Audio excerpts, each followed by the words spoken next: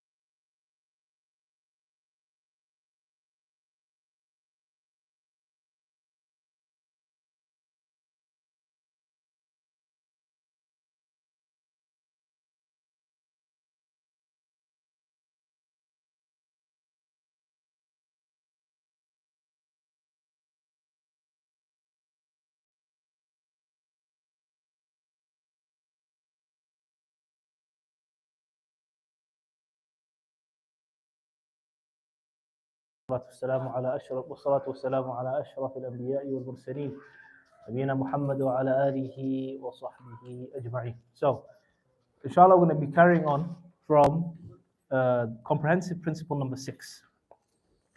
The Shaykh Hafidahullah, in this specific principle, he talked about certain important things when it comes to actually seeking knowledge, you know, and he talked about giving precedence or priority to certain ones over other ones. So he said حفظه ta'ala, he said, وَإِنَّمَا تَنْفَعُ رِعَايَةُ فُنُونِ الْعِلْمِ بِاعْتِمَادِ أَصْلَيْنِ. The Shaykh Hafidahullah, he says, look, when it comes to seeking knowledge and acquiring it properly, he's pointing out here that it is built upon two principles, two foundations, we can say. Principles, foundations. And this is in regards to making sure that you're picking out the right form of knowledge, you know, to go ahead with, or the right aspect, the right part of knowledge to start with, to go ahead with, to, you know, enter into. So he says, rahimahullah, hafidhahullah ta'ala, he says, أحدهما تقديم الأهم فالمهم. That one of these foundational principles is that you give precedence and you put forward the most important and then the most important after that. مما يفتقر إليه المتعلم في القيام بوظائف العبودية لله. Now, what are these specific acts or the specific aspect of ilm that you're giving importance to from the beginning? The Shaykh is pointing out in this specific sentence that it is that which relates to your act of worship when you are worshipping Allah subhanahu wa ta'ala. So when you enter into this realm and this field of seeking knowledge, the first thing you should start off with is things that are beneficial for you in terms of your relationship with Allah subhanahu wa ta'ala. So what are those things? You would see it would be directly tied to your creed, aqidah, your belief, where you learn about who Allah subhanahu wa ta'ala is, what is tawheed, what are the 6 pillars of iman, right? What is shirk, what is kufr, what are the things that you should avoid. And you have this basic understanding of what it entails for you to be a believer, what tawheed means. On top of that, your actions, the acts of worship you do on a daily basis, your salah, right? Your tahara, your ghusl, your wudu, your fasting in the month of Ramadan. When the month of Ramadan comes around, what should you avoid? What should you be doing? When it comes to performing umrah, how do you perform it? If you are blessed, by Allah subhanahu wa ta'ala and given the opportunity to perform Hajj, you know how to perform Hajj, you know. These acts of worship, it is obligatory upon you to know how to do it when you are performing these acts of worship. Being ignorant of it, it is not an excuse. You cannot be ignorant of the prayer, how to pray. You cannot be ignorant of zakah. You cannot be ignorant of ahkam al-umrah and hajj, ahkam the rulings of fasting.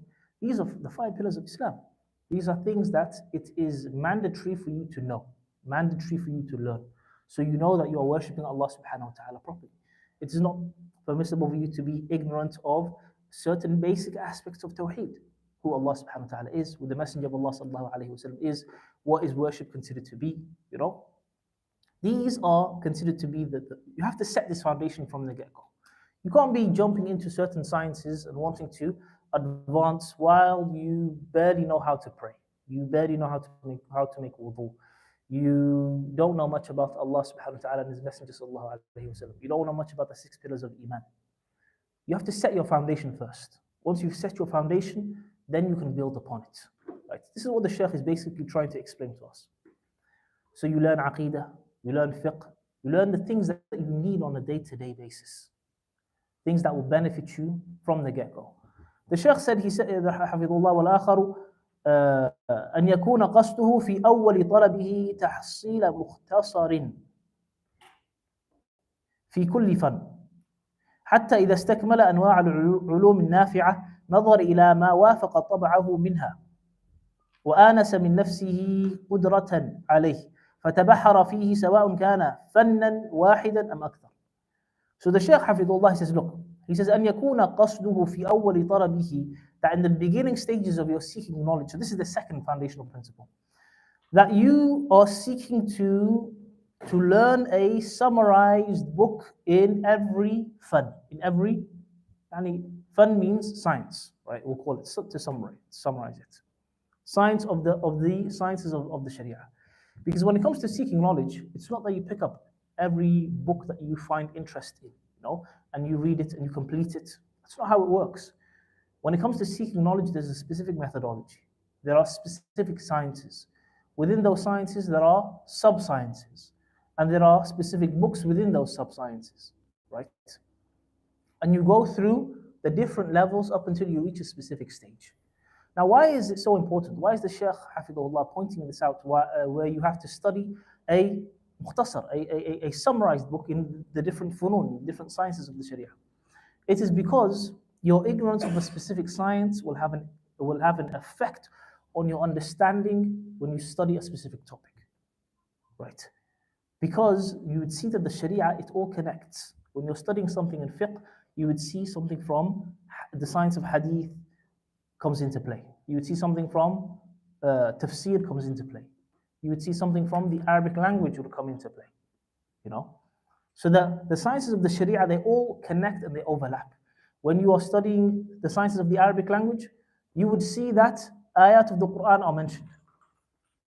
Ayat of the Quran are mentioned. So it's not, you can't just separate these things and mention it and look at it, individually. You have to study different mukhtasarat, small summarized books in the different funun.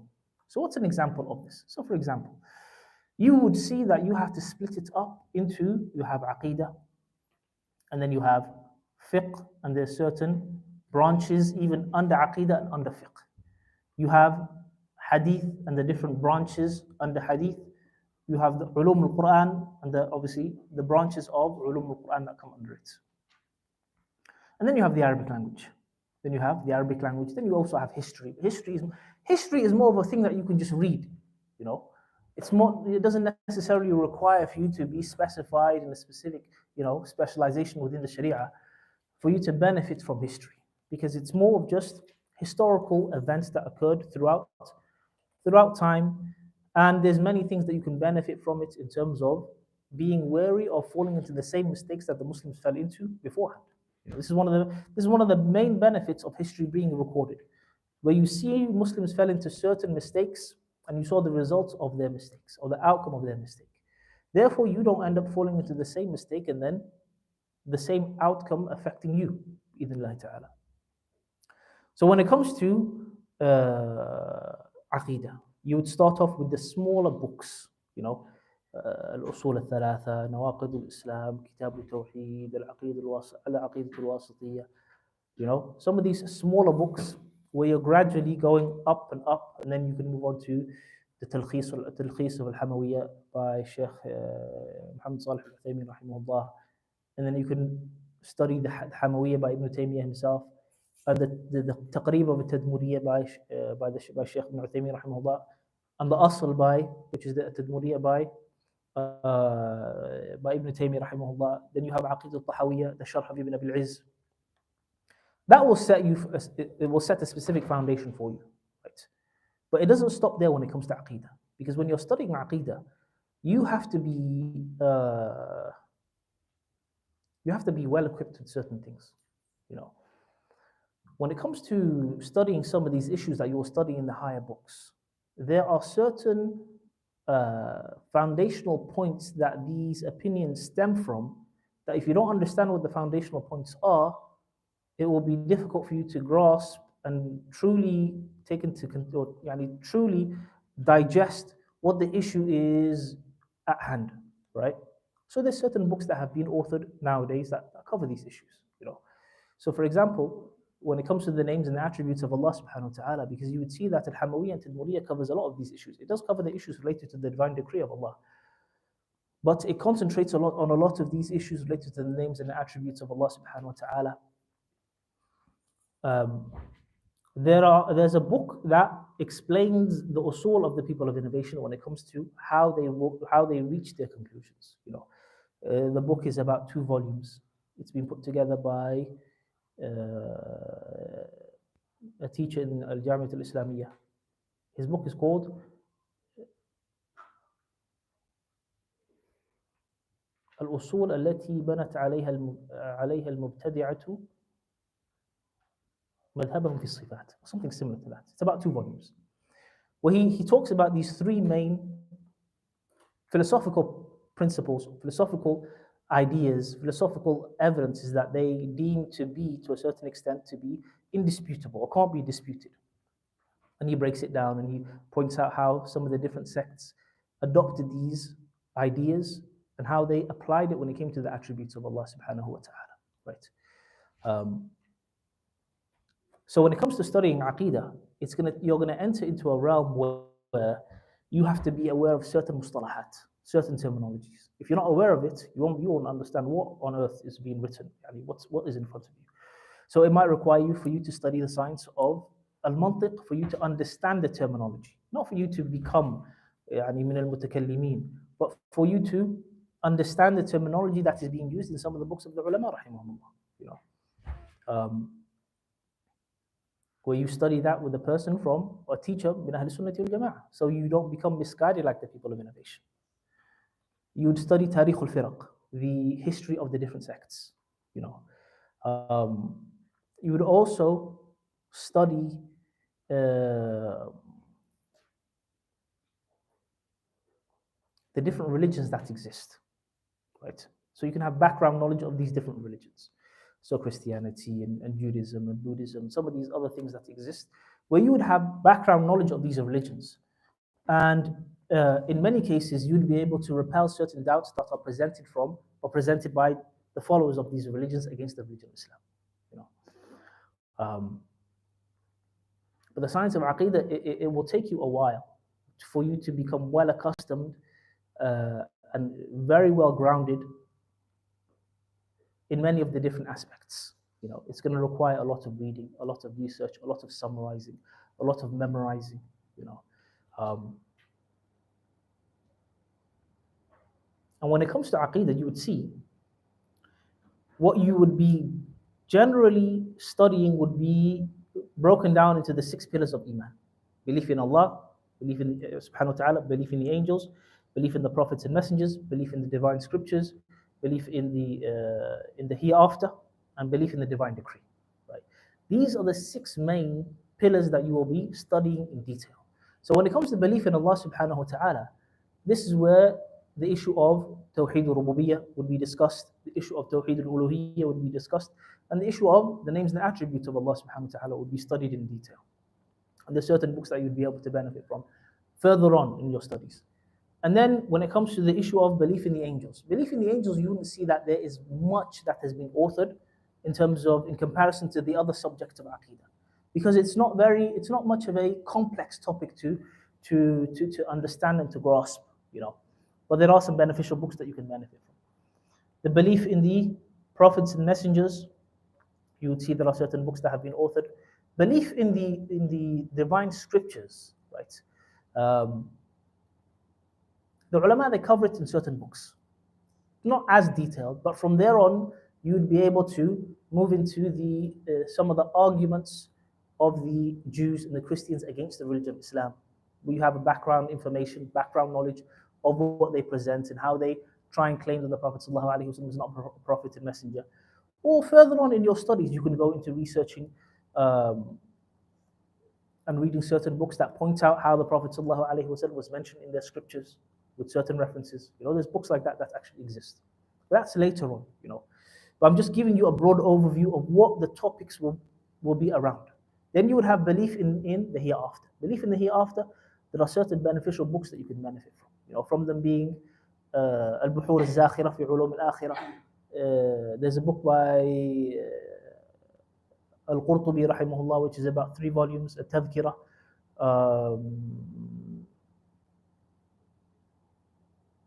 There's a Risala by Ibn Rajab rahimahullah on specifically the hellfire. Ibn Qayyim rahimahullah has a book on Jannah itself, Hadi al-Arwah ila Bilad al-Afrah. So that topic of the hereafter. And then you have belief in the divine decree.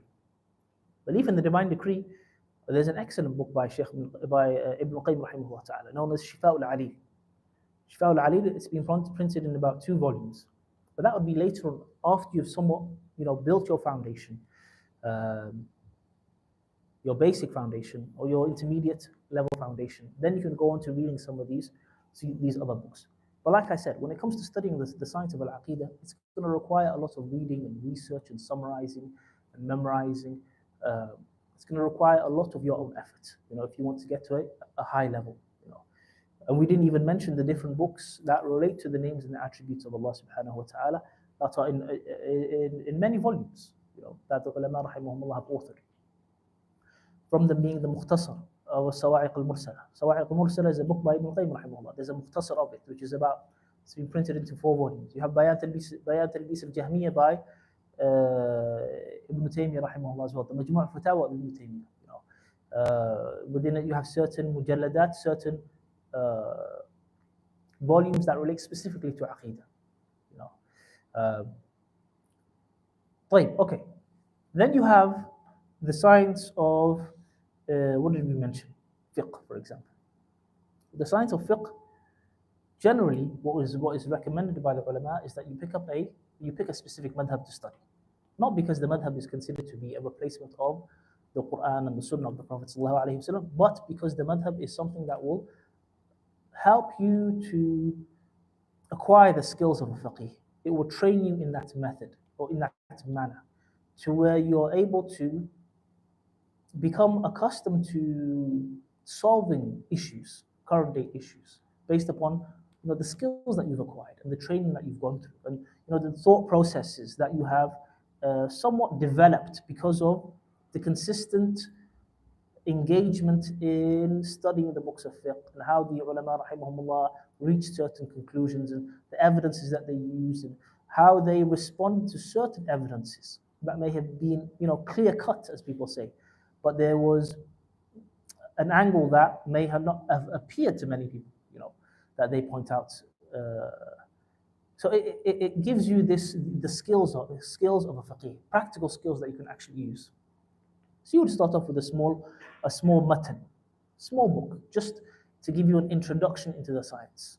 So what's the main point about it? It is to help you to become accustomed to just being able to imagine and understand different scenarios that are mentioned, right?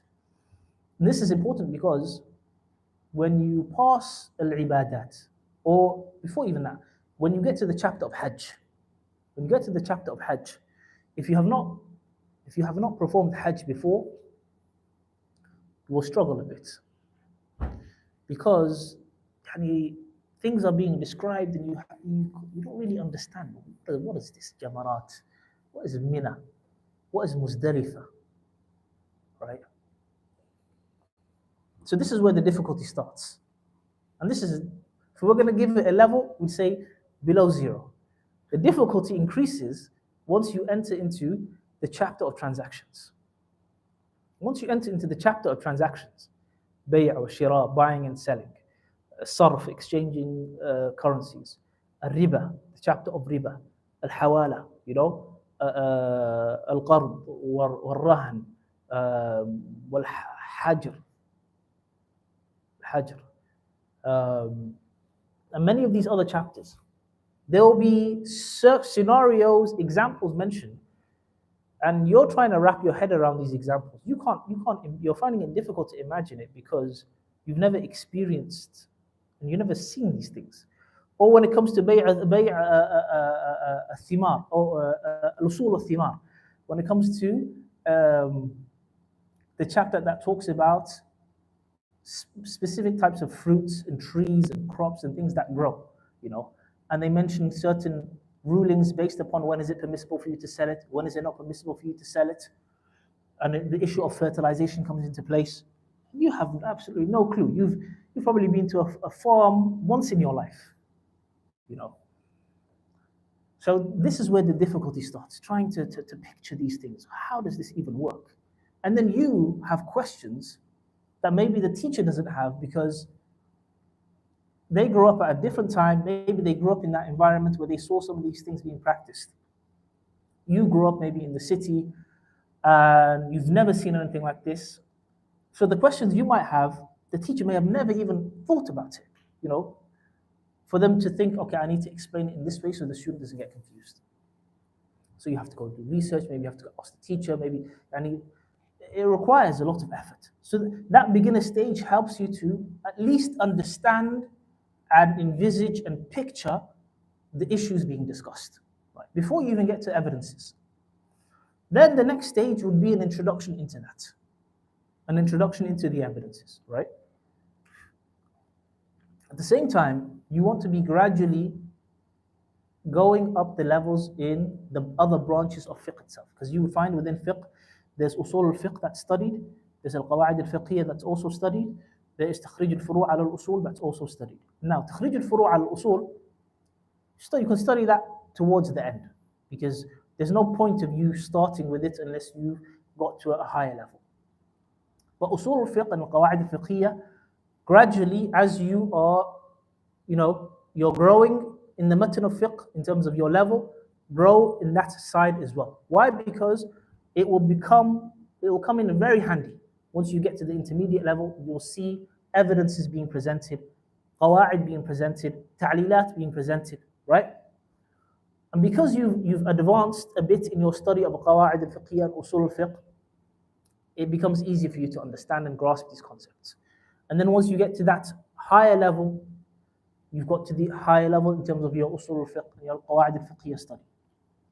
Then things start to mesh. And you would see yourself to where you start to think like the faqih who's teaching you, or the author himself, in a similar manner, to where you would come across masail and you'd be able to answer it, you'd be able to give the ta'leel, the reasoning behind it, before you even look at the commentary, because of what you've come across and how often you've been practicing this and you've been engaging in it, and it's an element of back and forth where you're actually forced to make sure you understand it properly, That's why it's good to gradually go up. If all of these sciences come under one branch and they're interconnected, especially when it comes to fiqh, it's good to gradually develop together in terms of the other sciences you're developing in these other sciences is the same way you're developing in the matn fiqhi itself. And then you would go on to studying the issue of al-khilaf bayn al-madahib, the difference of opinions between the different madahib. That's when you will truly benefit from khilaf.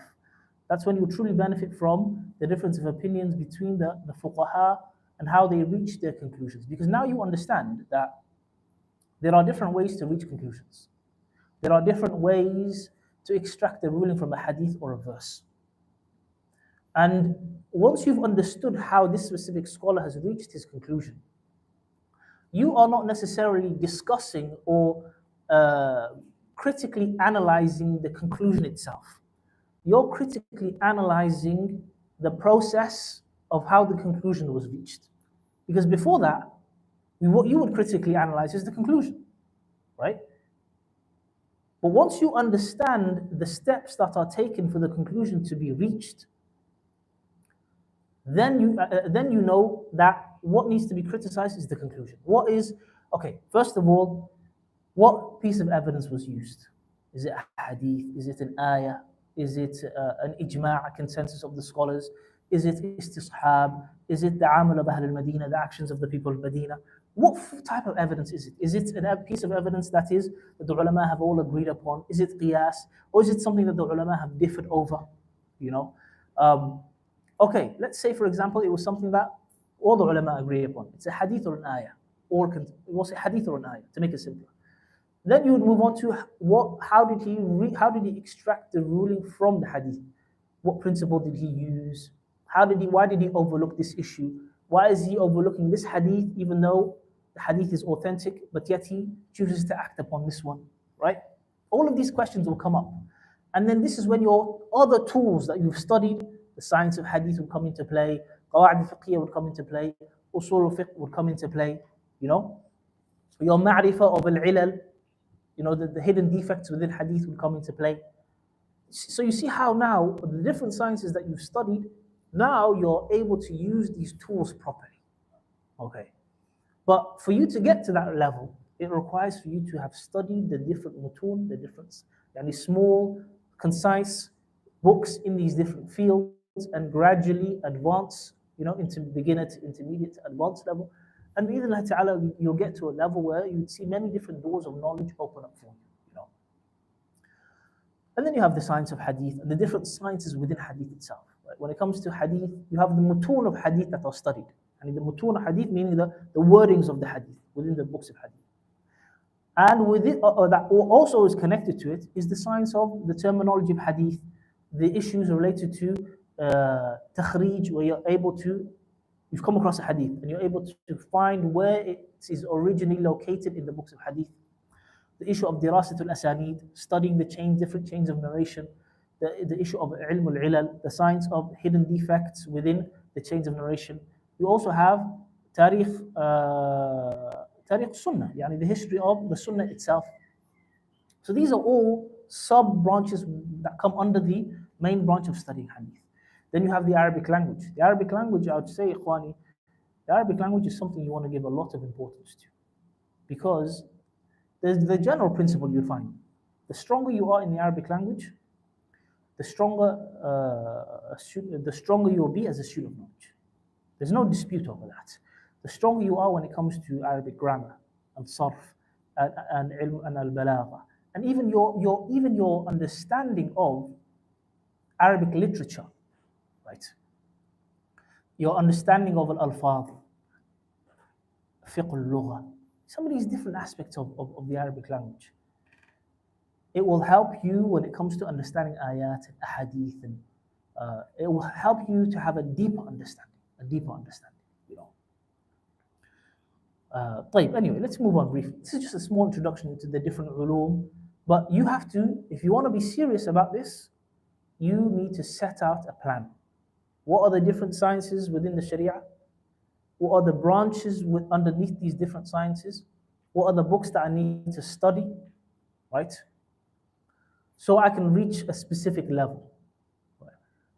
And the Shaykh Hafidhahullah, he points out that after you have studied the different sciences of the Sharia, then you can look at a specific science that you're interested in, that is in line with your personality, you know, something that you incline to. And then you can dive deeply into that science, you know, become specialized in it.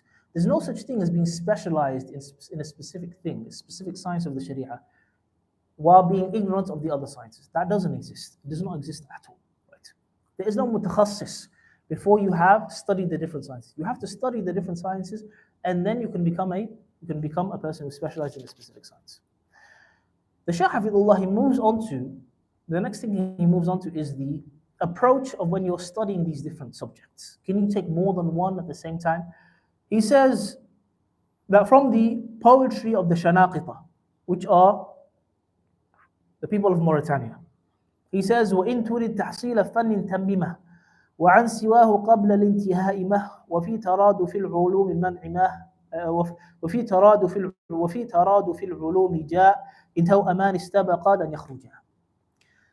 These lines of poetry, the Shaykh is mentioning it to point out that if you want to attain a specific, you want to learn a specific form of knowledge, specific science, here he's using these lines of poetry to point out, don't rush into something else before you've completed the one before, the one that you've started. Don't rush into something else before you've completed the one that you have started. And it's also mentioned in these lines of poetry, the reason why. Why is this a better thing to not do? You need to try and prevent yourself from rushing into opening up another door of knowledge and another door of knowledge and another door of knowledge before you've completed one specific thing that you have started. He gives the example of a woman who is giving birth to twins. That if both of them try to come out at the same time, they won't be able to. So, the same way that is considered to be something impossible or extremely difficult is how it generally is for a person who's trying to acquire knowledge of many different sciences at the same time. But is this considered to be the rule for every single person? No, the Shaykh, he says, مَنْ عَرَفَ مِنْ نَفْسِهِ قُدْرَةً عَلَى الْجَمْعِ جَمَعٍ وَكَانَتْ حَالُهُ اسْتِثْنَاءً مِنَ الْعُمُومِ. He said, as for the one who knows from himself that he has the ability to combine different sciences, then he can combine it. Right? And this is generally considered to be an exception. So what do you do when you're studying and you're seeking knowledge? It is best to concentrate on a specific amount of sciences. Let's say, for example, you memorized the Quran, you've learned the Arabic language, you've studied the basics. Now you want to enter into different sciences of the Sharia. Depends on your time, in reality. If you have more time, then maybe you can study more than one, not more than two. If you have less time, then maybe you can stick to one or at the most two. It all comes down to your time. But this means your schedule has to be solid. You have to have a schedule where every part of your day, there is something that you are doing. You have certain time slots. When you eat, when you sleep, when you shower, when you run your errands, when you work, when you do your education, when you are studying, when you attend classes, when you are revising, when you roll over Quran. All of that has to be factored into your day-to-day activities for you to be able to advance. And the Shaykh Hafidullah, he mentioned something that we're going to come across bi-idhnillahi ta'ala. Not in this one, not in the next comprehensive principle, but within the comprehensive principles that come shortly after this, in terms of consistency and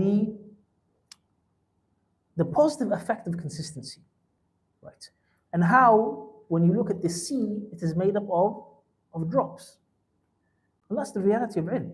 You would see that you start off small, but then there is this snowball effect, to where those small things that you do consistently on a day-to-day basis add up, where your peers may have been wasting their time for years. And you started off similar to them.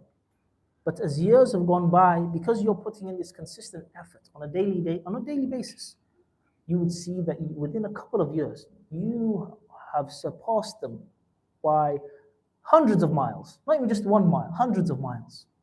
And it's this aspect of consistency, being consistent, bit by bit. It all adds up, ikhwan.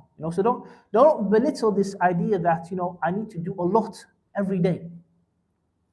What's going to happen is you're going to overwhelm yourself and you'll end up stopping. It is that you do a certain amount that you are comfortable with, that it may be challenging, but you can keep up with it. And it is something that you can be consistent with.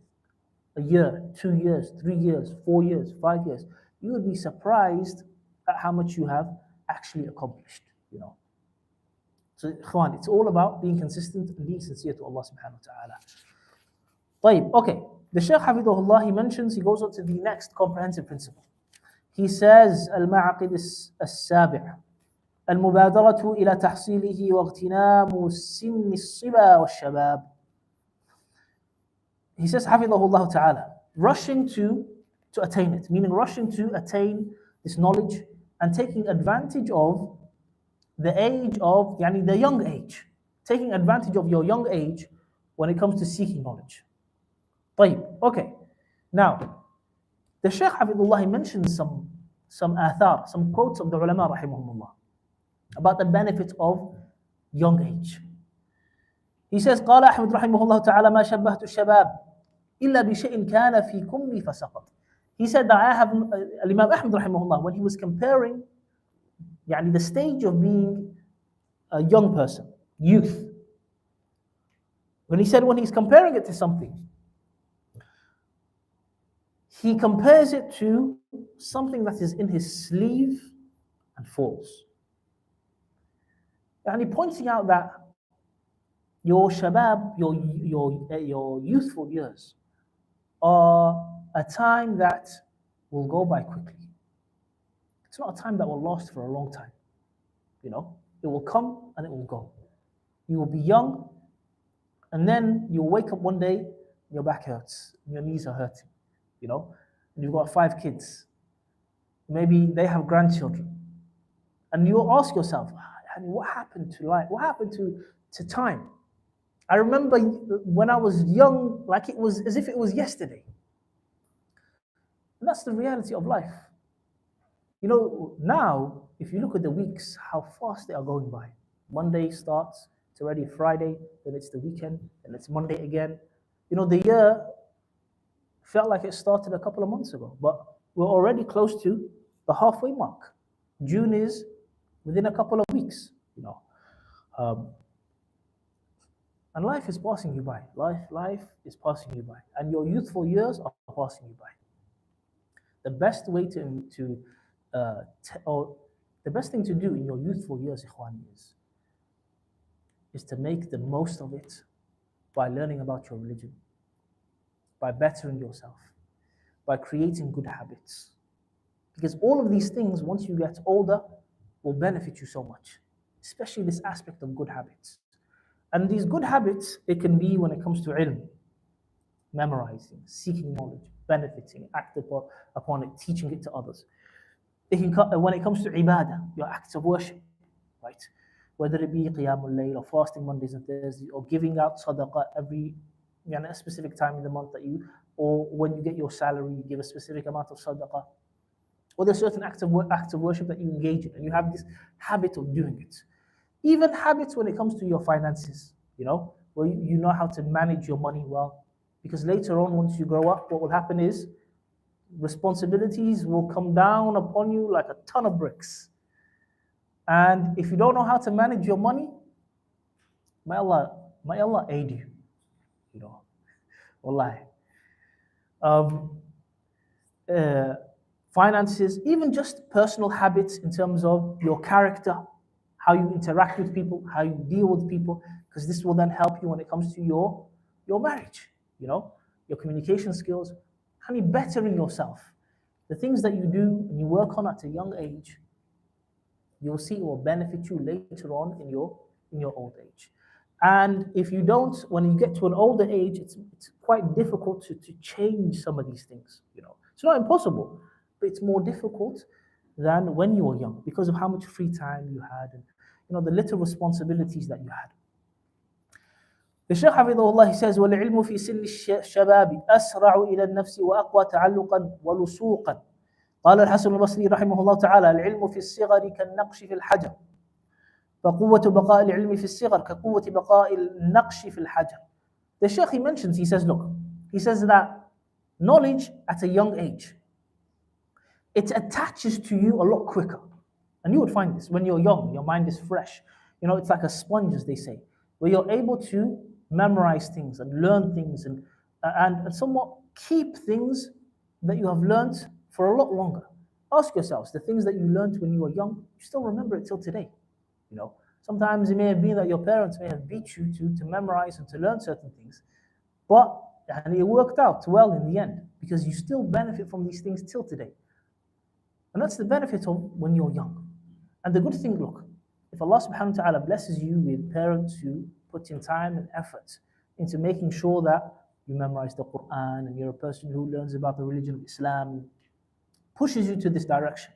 And sometimes you might necessarily not be bothered, you know, sometimes. But once you get older, you will say to your parents, Jazakallah khair. May Allah subhanahu wa ta'ala reward you for the time and the effort that you put in when I was young. Because what happens is, once you get to an older age, and if your parents have not taught you anything, you will be making basic mistakes that you shouldn't be making. For example, if your parents don't teach you about ahkam al-ghusl, and what to do, you know, in this state, you will be praying without doing ghusl for years possibly. And your salah will be invalid, will not count, you know. Or maybe you'd be praying your salah wrong. You were taught how to pray, you know, you just, maybe your parents, you just copied your parents possibly. Or maybe one of your parents was praying a couple of times in the day in the house. So you thought, okay, it's just a couple of times in the day that I need to pray. Not really realizing that it's 5 times. But when you have parents who actually put in time and effort, and they want khair for you, and they push you to learn the Quran, and they push you to learn about your religion, well, this is to benefit you first of all. And later on, once you get older, you will say, Alhamdulillah. Because now what you have learned, you can also teach to your children. That's why it's important, Ikhwan, to learn your religion. And what are you gonna teach your children if you don't bother trying to learn?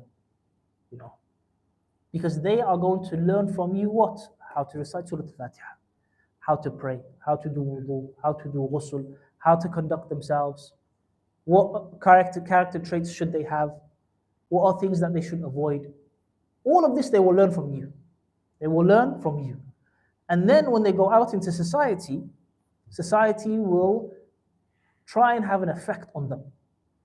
But if they come from a good household, these foundations that are in place will be a means of protection, where they will be able to acknowledge what is considered to be munkar, things that are evil and filthy, you know, that they will be people who are well-mannered, people who don't lie, people who don't cheat and don't backbite and, you know, don't engage in these things because of what they were taught in their house and because of how strict their parents were on these specific things, you know.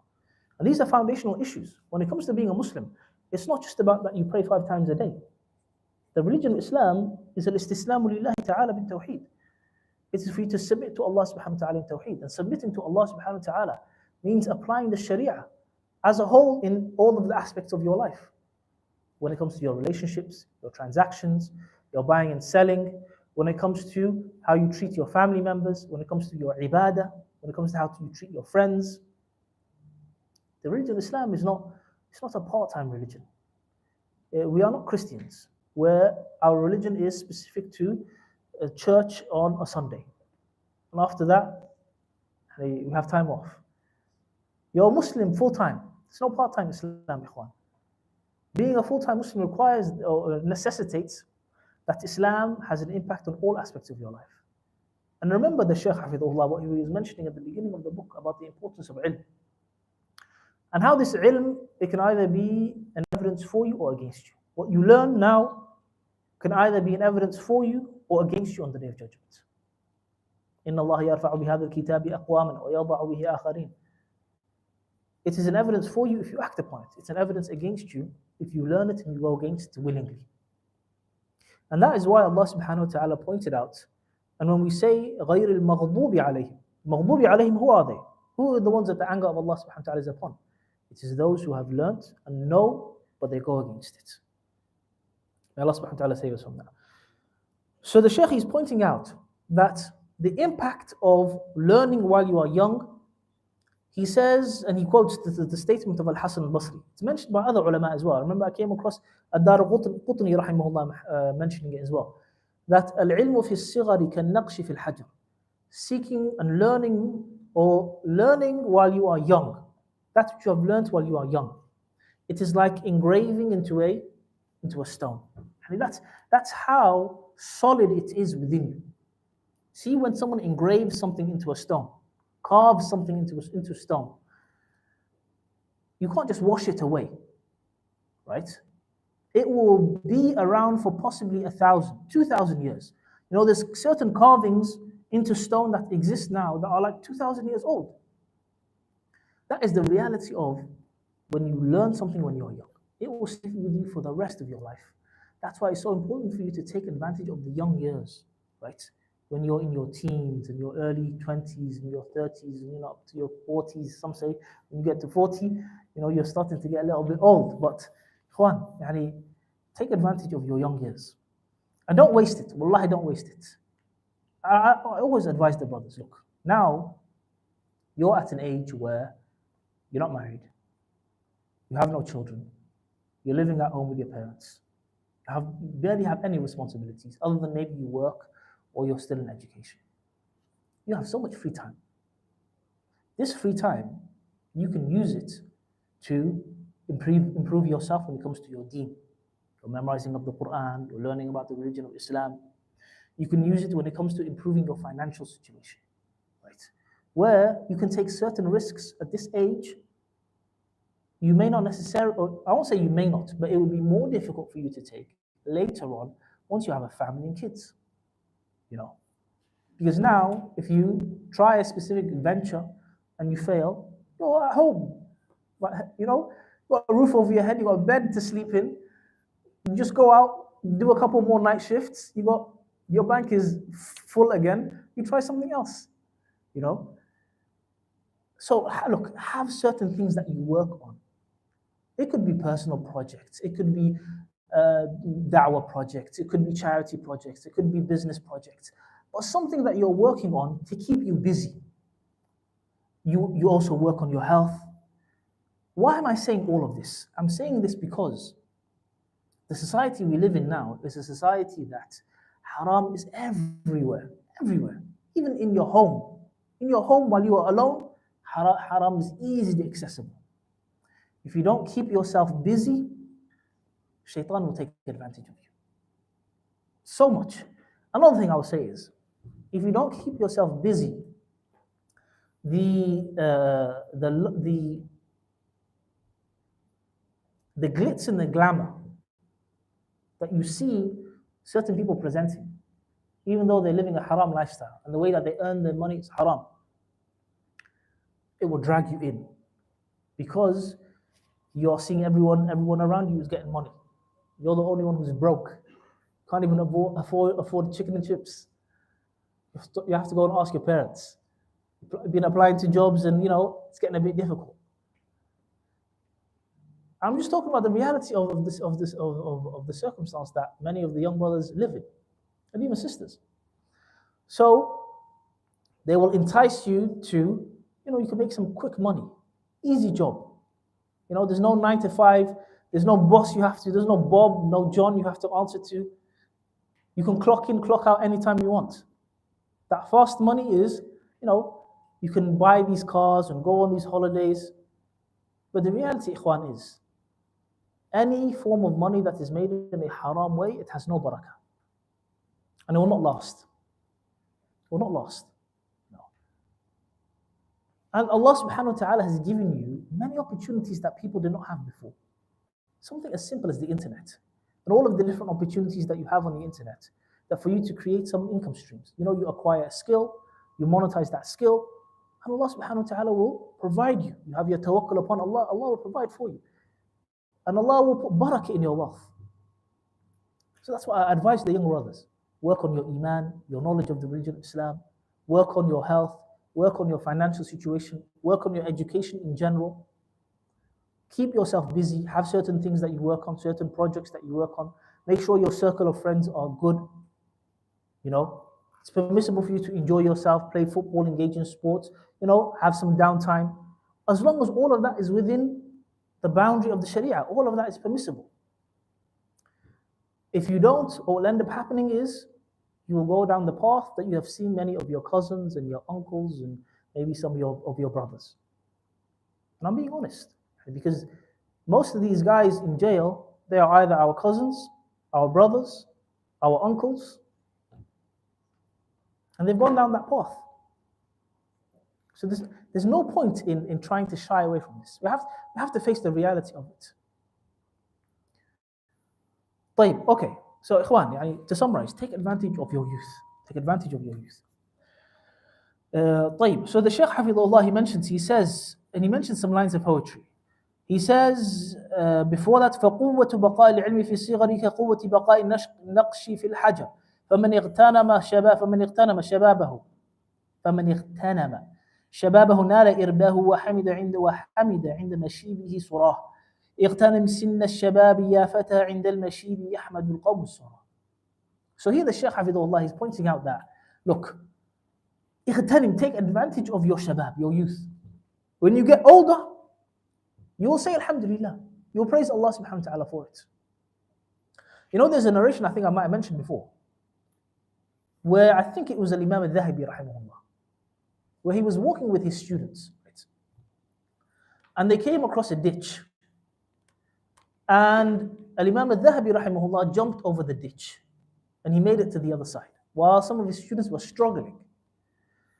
So they asked him, how is this possible? And he pointed out that I protected my limbs in my young age. So Allah subhanahu wa ta'ala protected it when I got older. Meaning he protected it, preserved it from haram. And used it for the obedience of Allah subhanahu wa ta'ala. So Allah subhanahu wa ta'ala aided him when he got older. You know, I keep saying, you know, when you come to the Fajr Salah, right? And Fajr is 4:15, 4 o'clock. When you come to the masjid, you will find one line, maybe two. When you look in the who is standing in the line, you'll see your grandfathers and your fathers and your uncles, and maybe some of the younger brothers, right? And you know how hard they work. Some of them work night shifts. Some of them have been working all day. Some of the older men might be retired. But how is it possible that they are able to get up so easily with all and come to the masjid, even though they are weak and frail? It is because they had this habit of doing it when they were young. So Allah subhanahu wa ta'ala blessed them with the strength to be able to do it when they got old. You know, even when you look at some of your grandparents, if they are still alive, and you see the amount of ibadah that they engage in, your grandmother, you know, you always see that she's engaging in praying Salat al-Duha, and you know, she's doing her adhkar, and she's reading Quran, and she's giving sadaqah, and she's helping out in the house, and she's cooking the food. She's an old woman, right? She's an old woman, but she's doing all of these different things. You would see that it's because of these habits they had when they were young, of engaging in the obedience of Allah subhanahu wa ta'ala and preserving their limbs for the sake of Allah subhanahu wa ta'ala. This is considered to be min as-sunan al-kawniyah. It's from the things that Allah subhanahu wa ta'ala will bless a person with, you know. And it's not that you say, you know, when I get old, inshallah, I'm going to be like so-and-so in the masjid all the time. Wallah, if you're not in the masjid now, Allah knows best where you're going to be when you get old. Allahu musta'an, you know. طيب, okay. Now, we're talking about the age of being young. But the Shaykh Hafidhullah, he points out, he says, وَلَا يتوهم مما سبق أن الكبير لا يتعلم بل هؤلاء أصحاب رسول الله صلى الله عليه وسلم تعلموا كبارا. He says, look, that a person should not think that a person who has reached an old age cannot learn. In fact, you would see that the companions of the Prophet ﷺ learned when they were old, right? Umar radiallahu anhu was not a young man. Abu Bakr radiallahu anhu was not a young man, you know? Even though there were many companions that were young, there was from amongst the companions radiallahu anhu that were old in age. And from the ulama of the past, you'd find that there are those who started seeking knowledge at an older age. From them being Imam al-Kisai. Al-Kisai rahimahullah, he's known for two things mainly. He's known for Arabic grammar and he's also the science of Arabic language, Arabic grammar, and he's also known for al-qira'at, right? His knowledge of qira'at. And he started, the ulama, they mentioned he started seeking knowledge at an older age. From them is Al-Qaffal. Al-Qaffal, rahimahullah ta'ala, Al-Qaffal al-Shashi, rahimahullah ta'ala, who's from the Shafi'iyya, right? Al-Qaffal, yes, sahih. He started seeking knowledge at an older age. From them was Ibn Hazm, rahimahullah. Ibn Hazm. Now, the story of Ibn Hazm is an interesting story because Allah knows best about the authenticity of it, but this is what I come across. The story of Ibn Hazm points out that he came into the masjid one day and he sat down, and a person somewhat told him off and told him to stand and pray 2 rak'at before you sit down in the masjid. So he did that. And then the next day, or another time came around, and he rushed into the masjid. He came into the masjid and he started praying. And then a person told him off, why are you praying at this time? You should not be praying, right? So because of that reason, he felt so embarrassed. Like, I don't even know the basic rulings of salah. When should I pray? When should I not pray? From that, he went on to go and I think he directed himself towards the majalis of fiqh, the gatherings of fiqh. And Ibn Hazm went on to become one of the great scholars of Al-Andalus, of Spain at that time, right? But they say he started seeking knowledge at an older age. He didn't start seeking it at a younger age. So the idea of being old in age is not something that completely prevents you from seeking knowledge. But there are certain reasons why when you get to an older age, it gets a little bit more difficult, right?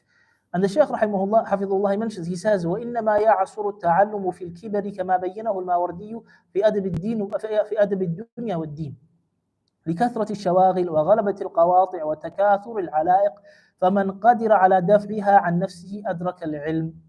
So the Shaykh hafidhullah, he points out, he says, look, that the reason why, as Al-Mawardi mentioned in his kitab Adab al-Dunya wad-Din, which is a good book. It's a very good book to benefit from. Adab al-Dunya wad-Din. He points out that when you get to an older age, there is a lot of things that busy you. Children and work and marriage and responsibilities, maybe your parents. وغلبة القواطع, and there's many things that can come in your way that can even prevent you from seeking knowledge. تكاثر العلائق, and many relation and the numerous amounts of relationships and ties, shall we say? I think ties might be a better way to translate it. How did they translate it? Ties or relationships? Connections, ties, same thing. That can prevent a person, because once you get older, you would see you may have the responsibility of taking care of your parents. You might have the responsibility of taking care of a wife and children. You might have a business in place. You might have many of these different responsibilities that are, on you. So it might busy you from many things. But the Shaykh, he points out, as for the one who's able to push these away, not push away the responsibilities, but push away the things that will prevent you from seeking knowledge, then the person will be able to attain it.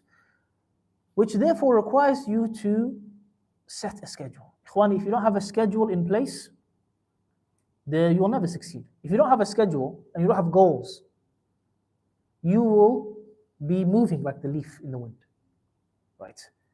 The only difference is the wind will be life and your desires, and the leaf will be you. It will take you left, it will take you right, and at the end, you will end up with nothing. So you have to have a schedule. What time do I wake up? What do I do after I wake up, right? From that time up until I have to go to work or college or university, what am I doing on the way there? What am I doing on the way back? How many free sessions or free times do I have throughout the day while I'm maybe at work or university or some of these different things? What am I going to do on my way back home? What am I going to do when I get back home up until I go to sleep? And then you have to plan your days off. What time am I going to what time will I wake up? What time will I go to sleep? What errands do I have to run on my days off? What are the free times that I have? What are the things that I'm going to get done within these free slots? You have to plan everything out. You have to have certain goals in place. 2024, 2025, 2026. Or if you want to use it according to the Hijri calendar, you can do that. What are certain things that I want to achieve? And then you start to work backwards. You start to work backwards in terms of, I want to achieve this by the end of the year. How am I going to do it? You start to work backwards by writing the steps that require you to even get there in the first place, right? Whether it could be goals in terms of ilm, in terms of health, in terms of finance, in terms of education, in terms of relationships, whatever it could be. You have certain goals and certain things that you work towards. When your life is set up like this, you will live a more prosperous, a more fruitful, and a life that has more enjoyment within it. Because, and this is something strange, the way that Allah subhanahu wa ta'ala has created us is that when you get things very easily, you don't really acknowledge and feel the value of it. But when you work hard for it, and Allah subhanahu wa ta'ala blesses you with it, you value it a lot more, and it just seems to be better for some reason. And I have no clue why Allah subhanahu wa ta'ala created us like this, but there's a wisdom behind it, you know. And you would see, when a person is connected to Allah subhanahu wa ta'ala, that level of contentment and peace and tranquility will always be there. Will always be there, you know. That's why removing Allah subhanahu wa ta'ala from your life in terms of ibadah, you're setting yourself up for failure. And reading these self-help motivational books that people recommend, there is some khair within it. That cannot be denied, right? But the problem with it is, it doesn't tie it back to your relationship with Allah. So it's very hollow, and I think it's the best way to describe it. You can benefit from these books, but at the same time, you need to keep in mind that why I'm here, I'm not here for long. What is my real goal of being here? What's my purpose of being here? You know? Your relationship with Allah subhanahu wa ta'ala needs to be in a good state. What is the state of the health of my iman? All of these things have to be looked at and taken into consideration. But you can benefit from these books. But don't use these books as a marja, as a main source of where you're going to find a way to overcome some of these difficulties in life. Because the reality is, anyone who is far from Allah subhanahu wa ta'ala will always face, or will always live a life of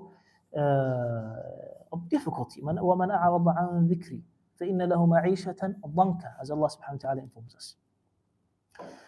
طيب, the Shaykh Hafidhullah, he moves on to the 8th comprehensive principle. So he says, إن تحصيل العلم لا يكون جملة واحدة إذ القلب يضعف عن ذلك وإن للعلم فيه ثقلا كثقل الحجر في يد حامله.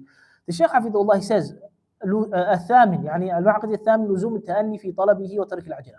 Here he's talking about, Hafidhullah, not rushing when it comes to seeking knowledge, but actually taking your time, right? He says, Hafidhullah, he says that when it comes to that attaining knowledge, it cannot be attained all at once. You know, the ulama of the past, they would say, من رام العلم جملة ذهب عنه جملة.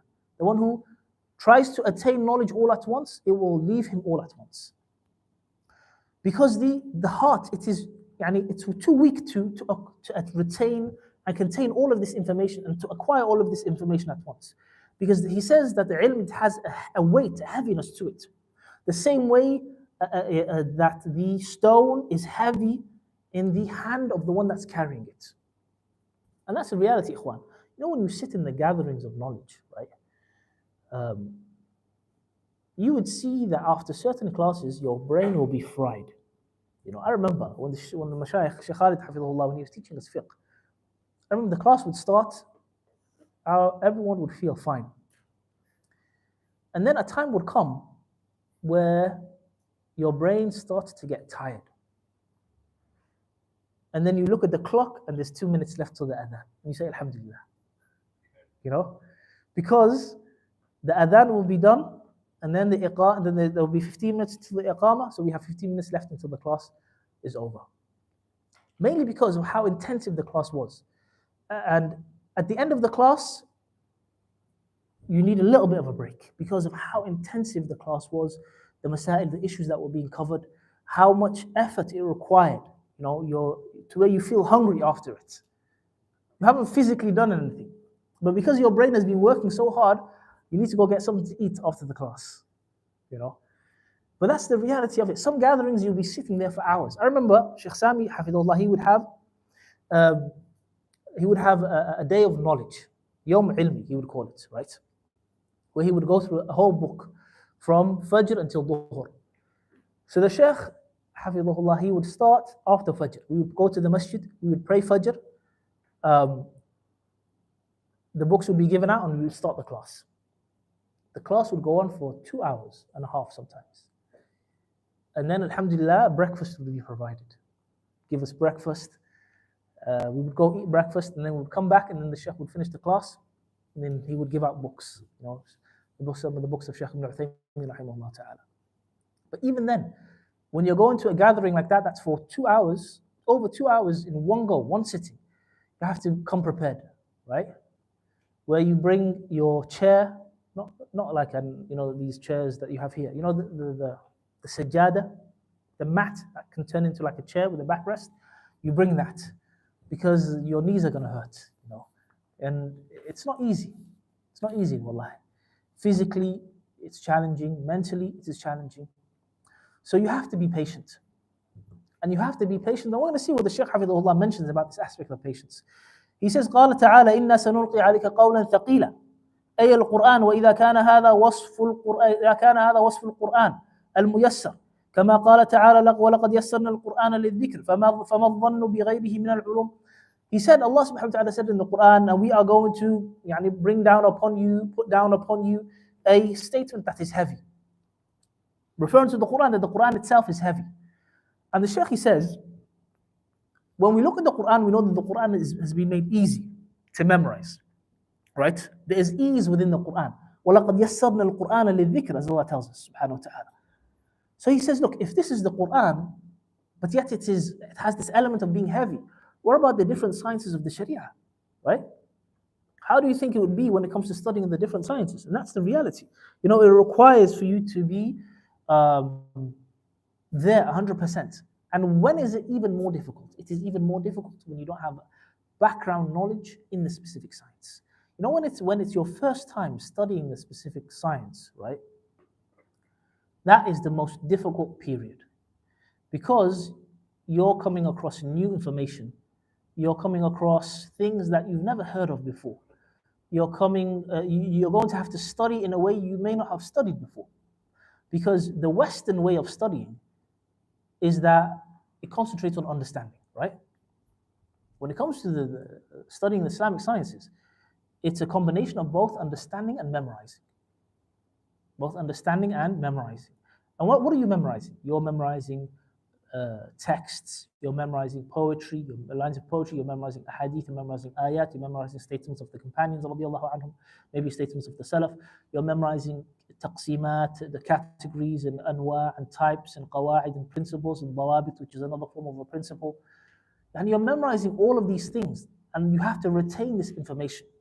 And you have to figure out a way where you can retain it and then you can bring it out again. This is something you're going to have to figure out yourself. It's going to be a form of trial and error, right? Trial and error. Some students, they say, how do I take notes? Wallahi, if you want me to be honest, you're going to have to figure it out. There's no one way to take notes. I can give you tips on what to look out for. But as you gradually develop, you'll figure out, okay, I need to write this down. I don't need to write this down. I need to write this down. So for example, when it comes to you're attending a class, the Shaykh, he might mention ayat, hadith. So evidences is what you want to write down. Evidences, statements of the companions that are connected to the issue. If he mentions more than one opinion, take down the different opinions and the evidences that are connected to it. He will mention anwa' types. He will mention aqsam, categories. If he mentions principles, qawa'id, dawabit, which is another form of a principle as well. Ta'lilat, which are reasonings for a specific reasoning behind a specific issue or a specific ruling, fawaid, benefits he might mention, something he has come across in terms of a conclusion he has reached after some research that he has done. These are things are golden tips that I'm mentioning that you can have in the back of your mind of what you can take down. But it's going to take trial and error, that you take this down and then later on you're going to correct your notes and you're going to order it. Through time, you will get better and better and better bi'idhnillah ta'ala. And because your knowledge increases more and more and more, the amount of notes for you to take will get less and less and less in most cases. The Shaykh Hafidhullah, he says, وَقَدْ وَقَعَ تَنزِيلُ الْقُرْآنِ رِعَايَةً لِهَذَا الْأَمْرِ مُنَجَّمًا مُفَرَّقًا بِاعْتِبَارِ الْحَوَادِثِ وَالنَّوَازِلِ. That the Quran, when it was coming down, it took this into consideration, right? Meaning the weakness of the heart of the human beings and how it is unable to take everything all at one go in terms of knowledge. Well, Allah subhanahu wa ta'ala, he says, and it came down according to events and different times. Allah subhanahu wa ta'ala, he says, وَقَالُوا وَقَالَ الَّذِينَ كَفَرُوا لَوْلَا نُزِّلَ عَلَيْهِ الْقُرْآنُ جُمْلَةً وَاحِدَةً كَذَلِكَ لِنُثَبِّتَ بِهِ فُؤَادَكَ وَرَتَّلْنَاهُ تَرْتِيلًا. That the people of Kufr and Shirk, they say, why wasn't the Quran revealed all in one go? Allah subhanahu wa ta'ala, he says, كَذَلِكَ لِنُثَبِّتَ بِهِ فُؤَادَكَ, so that we can, keep your heart firm. وَرَتَّلْنَاهُ تَرْتِيلًا, and it can be recited tartilan, right? A reciting. So the fact that the Quran is revealed bit by bit by bit by bit is a means for the heart to be kept firm in that way, for the heart of the Prophet ﷺ and his companions radiallahu anhum to be kept firm. And you can see the wisdom behind it, that there would be certain events that would occur and ayat would be revealed according to it. There would be certain battles that would happen and verses of the Quran would be revealed according to it. There would be certain issues that may have occurred, and there would be certain ayat, in terms of between spouses, for example, and there would be ayat that would be revealed according to it. When you look at Surah An-Nur, when you look at, in terms of Ahkam al-Li'an, when you look at Surah Al-Mujadala, when you look at Surah Al-Tahrim, and many, many other ayat. So the Shaykh Hafidhullah, he moves on to say, he says, هذه الآية حجة في لزوم التأني في طلب العلم والتدرج فيه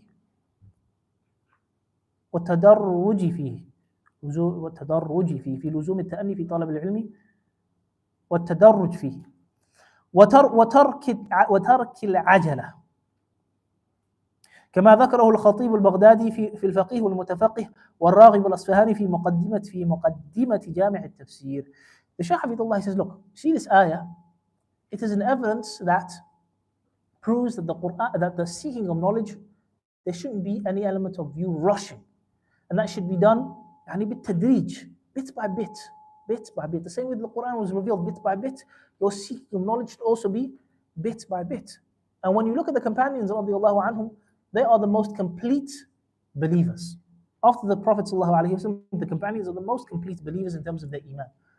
And you would see that the knowledge that they acquired from the Prophet ﷺ was bit by bit over the years. As the Quran was being revealed bit by bit, their knowledge of Allah subhanahu wa ta'ala and then their knowledge of the religion of Islam increased bit by bit, right? Until they became the best of mankind after the prophets and messengers and the most knowledgeable of this ummah when it came to the revelation itself and the religion of Islam itself.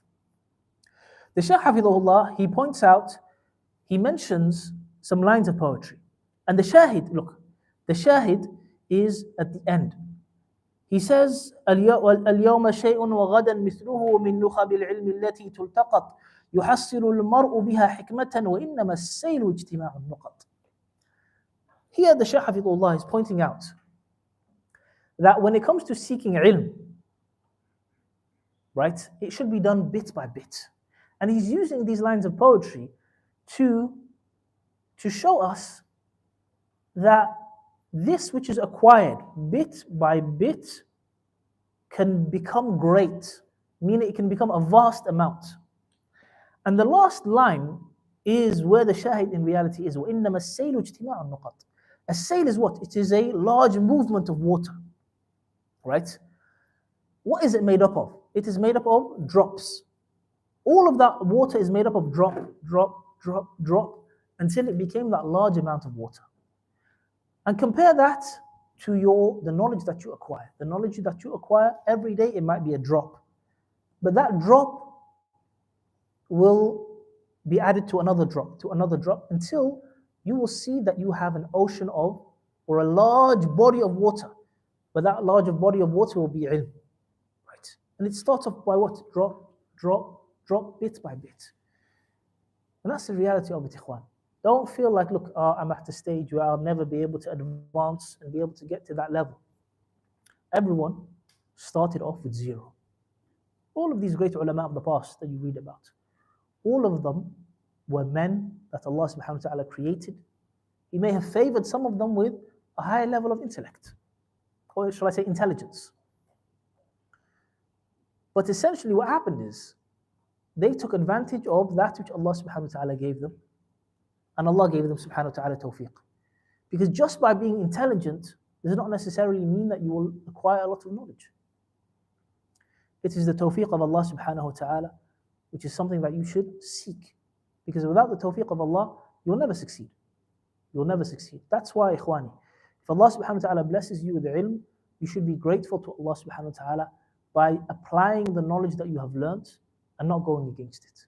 And you should also show your gratitude to Allah subhanahu wa ta'ala by spreading this knowledge. You know, how often do you see people who Allah subhanahu wa ta'ala gave the opportunity to go and study and to go and learn? And maybe they benefited. And they come back to their communities and they don't benefit anyone at all. They don't teach anyone. They just go back to living a normal life. This person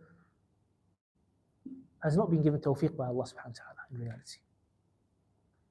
Because the main thing that makes ilm, seeking knowledge, greater than many other acts of worship is the effect it has on you yourself, the seeker, and the effect it has on those who are seeking it as well. Those around you, your community, you know. Those who come and are eager to learn, and you benefit them. This is and the compound effect it can have. Until you are in a state where you're in your grave and you're still receiving reward. Why? Because of that which you learned and you acted upon, and you taught to others, and they learned it and they acted upon it, and they taught it to others. This is what makes ilm great.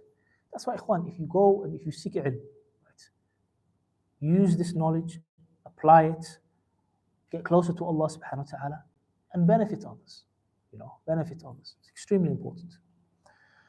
The Shaykh Hafidhahullah, he says, وَمُقْتَضَى لُزُومِ التَّأَنِّي وَالتَّدَرُّجِ فِيهِ وَالتَّدَرُّجِ البداءة بالمتون القصار المصنفة في فنون العلم حفظا واستشراحا والميل عن مطالعة المطولات التي لم يرتفع الطالب بعد إليها. The Shaykh, he says that, look, what it entails when it comes to not rushing when seeking knowledge, that you start off with the smaller mutun, memorizing it, having it explained, understanding it properly, and not delving into some of these bigger books. Some of these bigger books that you find that the ulama rahimahumullah have authored, before you have reached a level where you can actually benefit from these books. You know, some of the shuruhat of the books of hadith and the books of tafsir and some of the more advanced books of fiqh.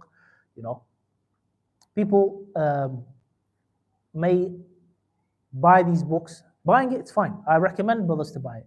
And if you're seeking knowledge, right, and you're serious about it, you should and you need to build a library. You need to build a library. If you don't have a library, what are you reading? Wallah, I'm being serious. You have to have, if you're serious about this realm and this field of ilm, you need to buy a library. You need to build a library where you have the most important books in those different sciences of the religion of Islam. And the way that you treat your books is the same way that you treat your children, maybe even better. You know, the same way you don't lend your children out to someone is the same way you don't lend your books out. And if you do for, al-darura, you do for darura only. The person, he needs to copy something, you give it to him. Other than that, you keep it with you. What's the benefit of building a library? When you build a library, you benefit from these books. When you see it, it encourages you to read and to study and to research more. And one of the beautiful things about the way these books are published nowadays is it is very pleasing to the eye, the way that it looks. In comparison to English books are very dull and boring. But the Islamic books, they've got this shiny writing and this hardback cover, and it looks enticing, where it pulls you in to want to read about it, and you see the title, and it's this big title that's been given by the author himself. So this is one of the benefits of it, that it brings you in and it encourages you to read, on top of the fact that you benefit a lot from it. And once you pass away, you can donate it to طلاب العلم.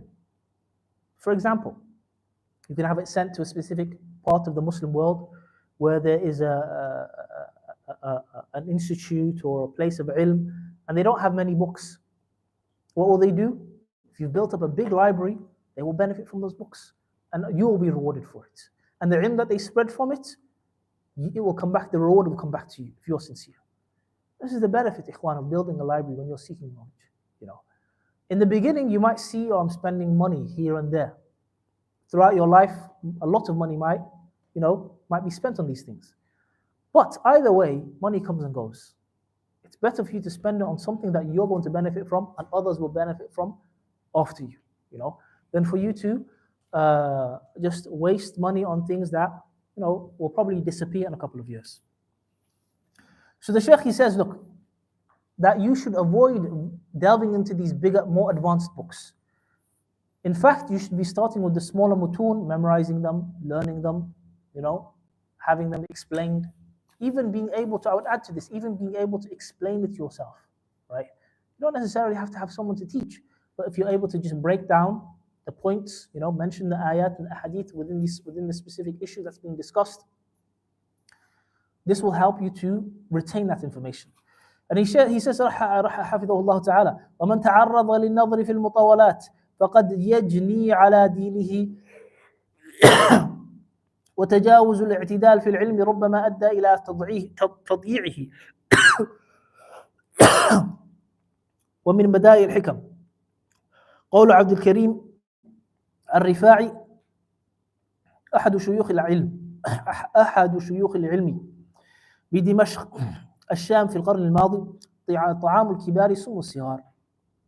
The Shaykh Hafidhullah, he says that من تعرض للنظر في المطولات, the one who places himself in a situation where he's looking into these bigger books, then it can have a negative effect on his religion, and تجاوز الاعتدال في العلم ربما أدى إلى تضييعه, that overlooking and overstepping this issue of الاعتدال, of taking the middle path, of not rushing, when it comes to seeking ilm, can possibly lead to it being wasted, whether it's your effort or anything other than that.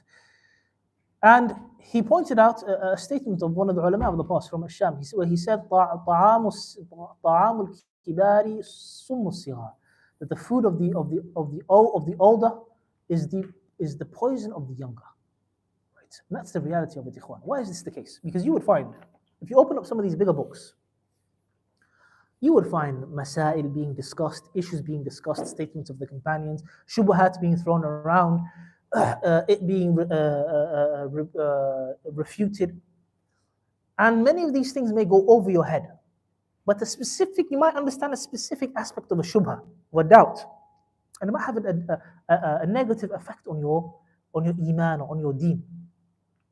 That's why you have to be well equipped when it comes to reading some of these books, reading some of these bigger books, and being able to understand and differentiate between what is actually being mentioned, what is actually being refuted, where does this opinion stem from, who is the author, what was he known for, what was his creed, does his creed affect his opinions, Otherwise, what will end up happening is someone will say to you, oh, this is al-allama so-and-so, the great muhaddith or the great faqih, or the great scholar of tafsir. How are you rejecting his opinion? How are you pointing out that, what he said is incorrect? And the person will say, oh, that's true, who am I to reject his opinion? But little do you understand and little do you know where this opinion stems from. What creed does this great scholar in this specific field have? Is his opinion a specific creedal opinion affecting the opinion he's taking in terms of how he explains the hadith or how he explains the ayah? These are all important things, ikhwan. You know? That's why it's important for you to be grounded in the different sciences of the Sharia. So you're not caught up by these issues. So you're not, duped and tricked by people. Because they will try and say to you, look, when you look at the different sciences of the Sharia, you would find that the Asha'ira are they're considered to be the heads in many of these different sciences. When you look at usul al-fiqh, and you look at fiqh, and you look at ulum al-hadith in terms of some of the mutaakhirun, right? Obviously, the mutaqaddimun of the ulama al-hadith are considered to be min ahl al-athar, min ahl al-hadith, where they were against al-kalam and al-falsafa, the aqidah of the Jahmiyyah and the Asha'ira. As for those who came after, many of them who were well versed in the science of hadith may have been affected by some of the ara of the mutakallimun, some of the ara of the people of kalam, people of innovation from the Asha'ira and the Maturidiyya. We respect them for their knowledge, but you have to bear in mind, what is their creed? Does it affect their opinions? Does it affect how they explain an issue? All of this is important, ikhwan. You have to know this stuff, طيب, okay. The Shaykh Hafidhullah, he moves on to الصبر في العلم تحملا وأداء, which is the 9th comprehensive principle. Here the Shaykh Hafidhullah, he talks about patience, right? When it comes to seeking knowledge. And this is so important, ikhwan. If you don't have patience, you will never succeed. When it comes to being patient, one of the most important things you need to acquire, if you don't have it at the moment, is for you to be patient with yourself and your needs and your desires in terms of suppressing them. And for you to be able to be okay and fine with spending a lot of time alone, where you don't have this need and this eagerness to have to be with someone or be with people. But you're okay with being alone in a room for hours, reading, researching, memorizing, revising. If you find that difficult, you have to gradually build it up.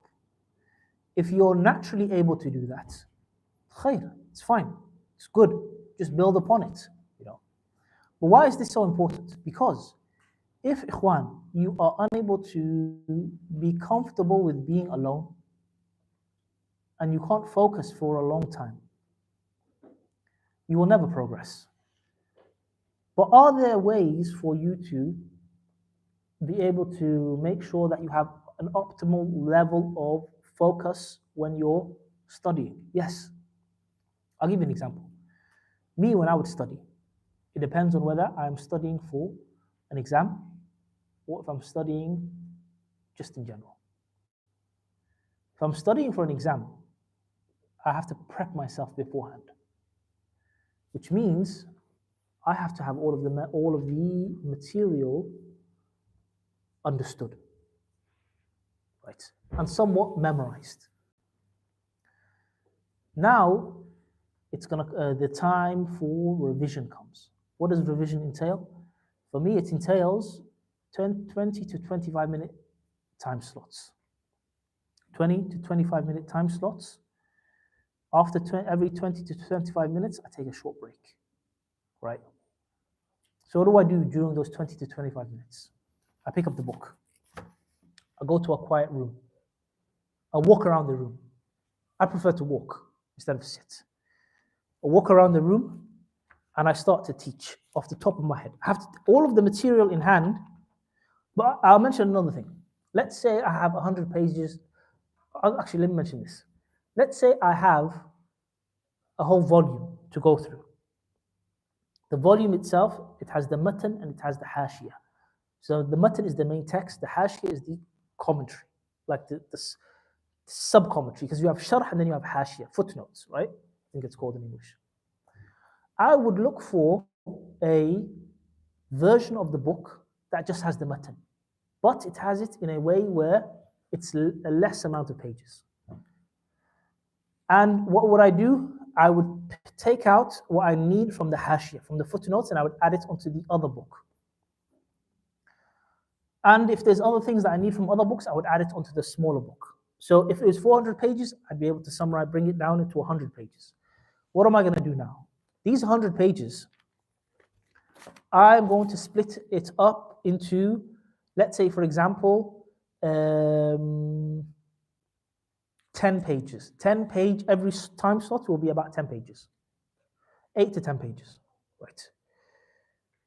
So every 20 to 25 minute time slot, 20 to 25 minute time slot, I would pick up the book. Those 8 pages, I have to be able to explain it off the top of my head, very, very easily. I might look back in just to double check, back onto the page just to double check I'm not making any mistakes, but I have to be able to explain it off the top of my head very, very easily, to where I can break it down, I can mention the different categories, I can mention the evidences for it, I can even propose certain issues or that can possibly come up, questions that can be asked, I can answer those questions. I do all of that. I ask the question and I answer it myself, you know. And then I take a break after 20 or 25 minutes. Take a 5-minute break, 6-minute break, maybe 10 minutes. And then I get, again, another 20 to 25 minute time slot. And it's another 8 to 10 pages, you know. So within about an hour and a bit, I've covered about 30 pages. I could cover half of the book in one day, very easily in that way, right? So where every 2 days, I'm completing my revision. Then what comes into play, I would use exam past papers. And I'll go through all of the past papers. When the exam comes around, I'm just flying through the exam, right? Flying through the exam. This was a method I would use that helped me get top grades. Now, another thing I would do as well is, if I knew that the teacher was a harsh marker, it would be, I would take it as a challenge between me and the teacher, as if we're going to battle. And this guy, he cannot defeat